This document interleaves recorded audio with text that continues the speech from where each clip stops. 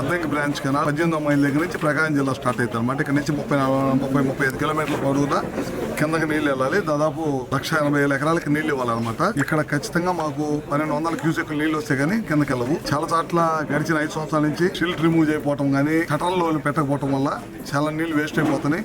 వదిలిన చాట ఏమన్నా కాలువలు కట్ల బయటపోయి నీళ్లు బయటకు వెళ్ళిపోతున్నాయి. షటర్లు లేని చాట నీళ్ళన్నీ కూడా వెళ్ళిపోయి ఒక మేజర్ కే లాగేస్తున్నాయి అనమాట. దానికోసం ఇప్పుడు డిపార్ట్మెంట్ వాళ్ళని ఈఎల్ని అధికారులు అందరిని పిలిచి మీటింగ్ పెట్టుకున్నాం. ఇమీడియట్ గా షిల్ట్ రిమూవ్ చేయమని చెప్పాం. ఇమీడియట్ గా షటర్ లేని చాట షటర్లు రెడీ చేపించి ఇమీడియట్ గా ఈ వారంలో మొత్తం పెట్టేసి కాలువ పనులు పూర్తిగా చేయాలి. ప్రతి ఎకరాకు కూడా నీళ్లు అందించాలి. దానికోసం ఈ కార్యక్రమం చేపట్టాం.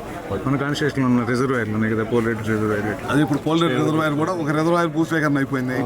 అక్కడ నుంచి కాలువ చేయటం కార్యక్రమం, 2వ రిజర్వాయర్ కాలువ చేసే కార్యక్రమం అయిపోయింది. గడిచిన ప్రభుత్వం 2వ రిజర్వాయర్ కి మేము కోర్టులో ఫైట్ చేసి కొట్టేపిస్తే మళ్ళీ రైతులకి సరైన నష్టపరిహారం ఇవ్వనందువల్ల మళ్ళీ రైతులు కోర్టుకు వెళ్ళారనమాట. మాకు ఏదైతే భూమికి మంచి నష్టపరిహారం ఇస్తే కానీ మేము ఇవ్వమని చెప్పి వెళ్ళారు. దాని మీద కోర్టు కూడా ఫాలోఅప్ చేస్తాము.